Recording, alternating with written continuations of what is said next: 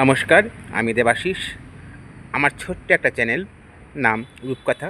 আজ আমি একটা গল্প শোনাবো। গল্পের নাম হচ্ছে ২০৩-এর ঘর শেষ অংশ। আজকে গল্পটা এখানেই শেষ হবে। গল্পের ভূমিকায় আছে অজিত, ঝুনু, গয়লানি, সিস্টার আর কেয়া। ছোট্ট একটা ভূমিকা আছে সৃজা। এবার শুরু করি আমার গল্পটি। ২০৩-এর ঝগড়ার পরে গু খাওয়ার পরে শুরু হলো এক নতুন অধ্যায়। জামাই বাড়িতে এসেছে সিস্টার ঝুমা আর কেয়া। কেয়া হচ্ছে বড় বউ ঝুনুর মা, আর সিস্টার ঝুমা হচ্ছে ছোটো বউ গয়লানির মা। অজিত গেল ছিপ নিয়ে মাছ ধরতে পুকুরে জলে। অনেক কষ্টে 5 পিস মাছ পেয়েছে অজিত। তা 5 পিস মাছ যখন পেয়েছে, বাড়িতে লোক হচ্ছে মোট 5টা, কিন্তু একটা করে ভাগে মিলে গিয়েছিল। বাড়ি এসে শুনল সিস্টার ঝুমা এবং কেয়া দুজনেই মাছ খায় না। ওরা আর কি গুরু নিয়েছে, তো গুরু নেওয়ার পর থেকে নিরামিষ খায়। তাহলে 5 পিস মাছ আর ভাগে মিলল না। 3জন, 2 সতীন আর স্বামী, কী করে ভাগে মেলাবে? মাছ কেটে বেচে রান্না হয়ে গেছে। ঝুনু বলল, আমি হচ্ছি বাড়ির বড় বউ, আমি তো 1 পিস মাছ খাবো না, আমি 2 পিস মাছ খাবো। আমার স্বামী 2 পিস খাবে, আর গয়লানি তুই 1 পিস খাবি। গয়লানি বলল, শোনো লাট সাহেবের বেটির কথা শোনো, আমি নাকি 2 পিস মাছ খাবো না, 1 পিস মাছ খাবো, আর ওরা 2 পিস করে মাছ খাবে। আমি হলাম ছোটো গিন্নি, আমি খাবো 2 পিস মাছ। বড় বউর মা কেয়া বলল, কেন লো? হ্যালো, আমার মেয়েতে বাড়িতে বউ হয়ে এসেছিলো, তুই তো দেখে শুনে এসেছিস সতীনে ঘর করতে, তা তুই 1 পিস খাবি না তো ক পিস খাবি? বলল কেয়া। কেয়ার কথা শুনে সুইটার বলল, কী লো বড় সতীনের মা, তুই কেন ফটোফটো করছিস? আমার মেয়ের ব্যাপারে আমি বুঝে নেব, তোকে বুঝতে হবে না। অজিত বলল, ঠিক আছে, ঝগড়া করতে হবে না। ঝুনু আর গয়লানি তোমরা খাবে 1.5 পিস করে, 3 পিস হয়ে যাবে, আর আমি খাবো 2 পিস, তাহলে ভাগে মিলল। ঝুনু ও ঝুমা বলল, গয়লানি ঝুমা, না না না, তা হবে না, আমরা তো 1.5 পিস করে খাবো না, আমরা গোটাগুটি খাবো, ভাঙাচোরা খাবো না। এই নিয়ে লেগে গেল বিশাল ঝগড়া। কেয়া বলছে, বুক শুলো, অম্বল শুলো, ঘাটে পড়ার নামুনে ওলা উটো নিবংশে ধর পড়ে, তুই কেন দুটো বিয়ে করলি? আমার মেয়েকে প্রথম বিয়ে করেছিলিস, আবার কেন বিয়ে করতে গেলি? তখন সিস্টার বলছে, আমি হলাম কটকটি রানী, ভাতার মারি, ভাতার মেরে সোজা করি। আমার মেয়ের সঙ্গে তুললি মুললি, আমাকে তো চেনো না, আমি কি করতে পারি? বলে একটা বিড়ি ধরিয়ে ফেললো সিস্টার। বিড়ি ধরিয়ে বিড়িতে পরপর করে টান মারছে, কোনো কথা হচ্ছে না। তখন ঝুনু বলল, ঠিক আছে, আমি একটা কথা বলছি, শোনো মন দিয়ে। তারপরে ঝুমা, গয়লানি, অজিত, কেয়া ও সিস্টার বলে উঠলো, কী কথা শুনিয়ে একবার। ঝুনু বলল, যখন আমাদের ভাগেই মিলছে না, এক কাজ করা হোক, রান্না বান্না তো হয়ে গেছে, আমরা ঘরে খেলতে শুয়ে পড়ি। যে প্রথম কথা বলবে সে 1 পিস খাবে, আর যে শেষে কথা বলবে সে 2 পিস খাবে। শেষে বলতে সেকেন্ড টাইম কথা বললেও হবে, থার্ড টাইম কথা বললেও হবে, সে 2 পিস খেতে পাবে। এতে সবাই রাজি হয়ে গেল। ঝুমা, গয়লানি ঝুমা আর ঝুনু, ওরা তো মনে মনে চিন্তা করে রাখলো, মরে গেলেও কথা বলবো না। তারপর সবাই ঘরে খেলতে শুয়ে পড়ল। রাত পুয়ে সকাল হয়ে গেল, কেউ কিন্তু সাড়া দিল না, আর পেটে খিদের জ্বালায় কারো ঘুমও আসে না, কেউ ঘুমাতেও পারল না। এদিকে পাড়ার লোকজন সবাই চিন্তা করছে, এরা সকাল সকাল ঘুম থেকে উঠে পড়ে, আজ কেন উঠলো না? কোনো কি বিপদ আপদ ঘটল নাকি? পাশেই ছিল দোয়েল। দোয়েল ছুটে এসে ডাকতে লাগলো, এলো গয়লানি, এলো ঝুনু, কি হয়েছে লা, ওঠ, অনেক বেলা হয়েছে তো। কিন্তু কেউ সাড়া দিল না, সবাই জেগে আছে। সবাই ভাবছে সাড়া দিলে আমাকে কি 1 পিস খেতে হবে, তাই কেউ আর সাড়া দিল না ভয়ে 1 পিস খাওয়ার জন্য। দোয়েল ভাবলো হয়তো এরা মরে গেছে, তাই কেউ সাড়া দিচ্ছে না। দোয়েল ছুটে গিয়ে পাড়ার লোকজন ডেকে আনলো এবং দরজা ভেঙে 3জনকে দেখলো সবাই শুয়ে আছে, কেউ সাড়া দিচ্ছে না, নড়ছেও না, চড়ছেও না। সবাই ভাবলো তো মরে গেছে, তাই মরে যদি যায়, মরা লোক তো আর বাড়িতে রাখতে নেই, ফেলে আসতে হয় গঙ্গা ঘাটে, শ্মশানে পুড়িয়ে। তাই ওরা খুব গরিব মানুষ, আর ওরা হচ্ছে বাঁজা বাঁজি, কোনো ছেলে পেলে নেই। যা কিছু করতে হবে পাড়ার লোকই করতে হবে। পাড়ার লোকে বললো, এত গরিব মানুষ, আর শ্মশানে গেলে মিষ্টিমুখ করাতে হয়, তাই বেশি লোক যাওয়ার দরকার নেই। একটা খাটুলিতেই 3 জনকে বাঁধা হোক, আর 5 জন লোক যাই, 4 জন চারদিকে কাঁধে নেব, আর একজন যাবে খই ছিটিয়ে, তাহলেই ভালো হবে। তাই করা হলো, একটা খাটুলিতে 3 জনকে বাঁধা হলো। 3 জনকে বাঁধা হয়ে নিয়ে যাচ্ছে 4টি লোক খাটুলিতে কাঁধে করে 4 জনা, আর দোয়েল যাচ্ছে আগে আগে খই ছুটে বলো হরি হরি বল, বলো হরি হরি বল বলতে বলতে আর কাঁদতে কাঁদতে শ্মশানে কাছাকাছি যাওয়ার একটু আগে অজিত ভাবলো, যদি কথা না বলি সত্যি সত্যি আমাদেরকে পুড়িয়ে মারবে। আমি 1 পিস মাছ খাবো, জীবনটা তো বাঁচবে। কিন্তু ঝুনু আর গয়লানি এতই চালাক, 1 পিস মাছ খাওয়ার লোভে আর ছাড়তে পারছে না, তাই কথাও বলছে না। অজিত থাকতে না পেরে বলে উঠলো, ওলো গয়লানি, ওলো ঝুনু, তোরা 2 পিস করে খাস, আমি একটাই খাবো। এই কথা শুনে ওরা তো ভয় পেয়ে গেল, যে 4 জন কাঁদা নিয়েছিল আর দোয়েল যে খই ছিল।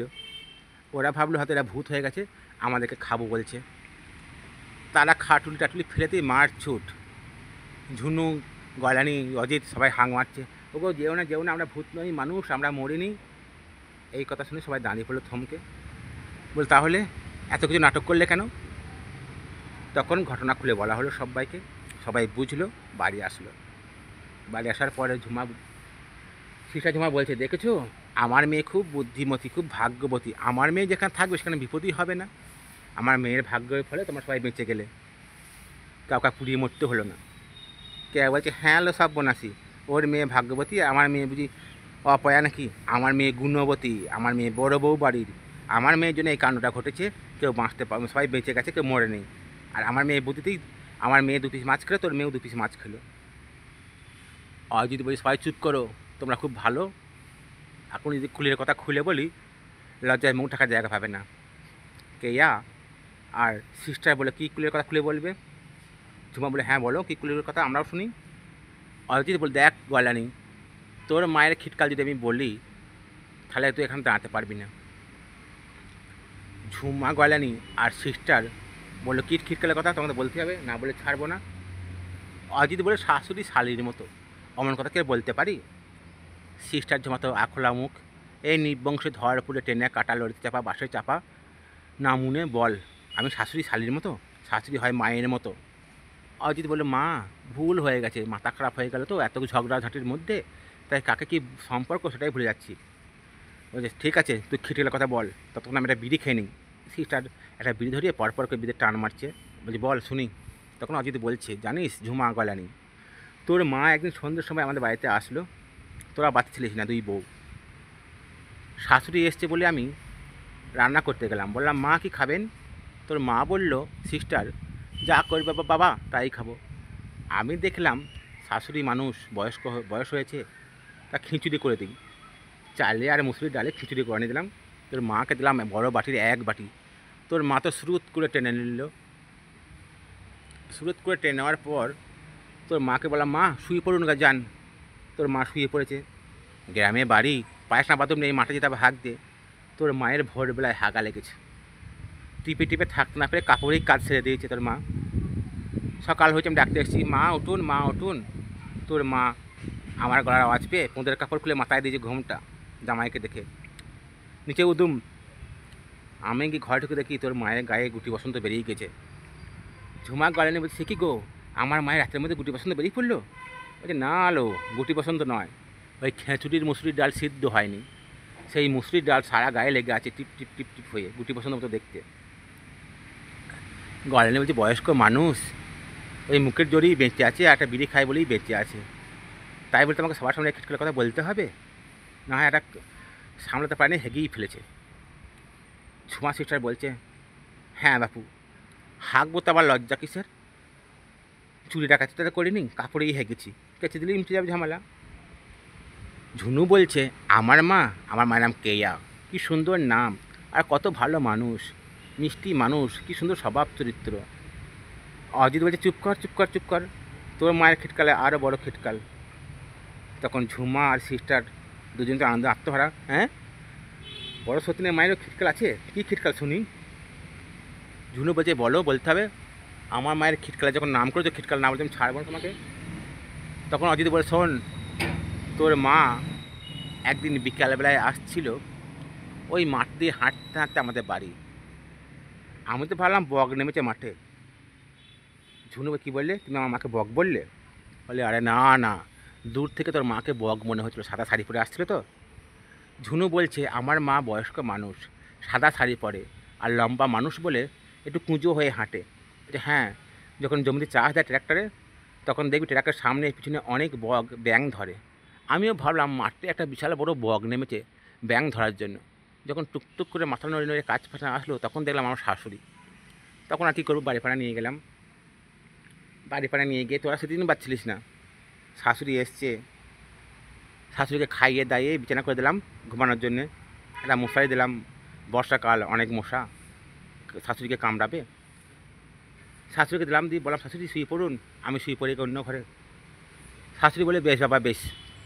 তারপরে তোর মাকে শুইয়ে টইয়ে আমি শুতে গেলাম। শুলেই তো মানুষের ঘুম আসে না, আমি শুয়ে আছি। দেখলাম বড় বউ ঝুনুর মা কেয়া টুকটুক করে আমার ঘরের দরজাটা খুলে ঘরে ঢুকলো। আমি দেখলাম কুতাঁত, আমার শাশুড়ি কেন ঘরে ঢুকছে, দেখি কি করে। আমি কথা বললাম না, দেখি কি করে। দেখলাম আস্তে আস্তে আমার মশারিটা তুললো তোর মা কেয়া। তাও আমি কিছু বললাম না, আমি দেখলাম দেখি কি করে। তারপরে দেখলাম মশারি তুলে আমার গা থেকে আস্তে আস্তে কাঁথাটা সরাচ্ছে। আমি তাও কিছু বলছি না, আমি ভাবছি দেখি কি করে। তারপর দেখলাম আস্তে আস্তে আমার লুঙ্গিটা খুলে দিল। আমি তাও কিছু বললাম না, আমি ভাবছি দেখি কি করে। তারপর দেখছি আস্তে আস্তে আমার আন্ডার প্যান্ট দড়িটা খুলছে। আমি তখন ভাবছি মনে মনে, যা পালং শাক তুলতে এসে মূলো উমড়ে নিয়ে পালাবে নাকি। আমি তাই ভাবলাম যে পালং শাক তুলতে এসে মূলো উমড়ে এনে না পালিয়ে যায়। আন্ডার প্যান্ট দড়িটা খুলছে, তাও কিছু বললাম না, দেখলাম কি করে দেখি। তারপরে যখন দড়িটা টেনে বার করে নিয়েছে পালাতে যাচ্ছে, তখন চপ করে আমি চেপে ধরছি। তখন ঝুনু আর ঝুমাচ্ছে, সে কি গো, তুমি শাশুড়িকে চেপে ধরলে? বলছে না লো, আমি চেপে ধরে নেই, আমি চোর ধরেছি। চেপে ধরেই বললাম শাশুড়ি এটা কি হলো? তখন তোর মা কেয়া বলছে জানিস ঝুনু, বাবা মশারির দড়ি করবো, তাই তোমার আন্ডার প্যান্ট দড়িটা খুলতে এসেছি। তখন ঝুনু বলছে এ ঘাটে পড়া মিনসে না মুনে উল্লা ওটো নিবংশে ধর পড়িয়ে বুক শুলো অম্বল শুলো। এই কথাটা ভালো করে বললি হতো, এত ঘুরিয়ে বলা কি দরকার ছিল। তখন ছোট্ট পাড়ে একটা মেয়ে, তার নাম সৃজা, সে বলছে সবাইকে ভালোবাসা। ওই ওরাকে অজিত জিজ্ঞাসা করলো, কে আবার বলছে সবাইকে অনেক অনেক ভালোবাসা। তখন সিস্টার বলছে ওটা আমার নাতনি লো জামাই। ওই তোমার নাতনি? তোমার তো একটাই মেয়ে, নাতনি কী করে হলো, আমার তো বাচ্চা ছেলেপিলে হয়নি। তখন সিস্টার বলছে ও লো জামাই, গুখো গোর বেটা গুখো গেও, আমার আগের পক্ষে স্বামীর একটা বউ ছিল, সেই বউটার একটা স্বামী ছিল, সেই স্বামীর নাতনি আমি সঙ্গে করে নিয়ে এসেছি। বলছি বাবা তোমার তো তাহলে ভালো চরিত্র গো শাশুড়ি মা, তোমার আগের পক্ষে স্বামীর একটা বউ ছিল, বা সেই বউটার একটা স্বামী ছিল, তুমি তো বিশাল বড় বংশের মেয়ে। তখন সিজা বলছে সবাইকে ভালোবাসা, দিয়ে গল্প এখানেই শেষ হলো। নমস্কার, সবাই দেখবেন, পাশে থাকবেন।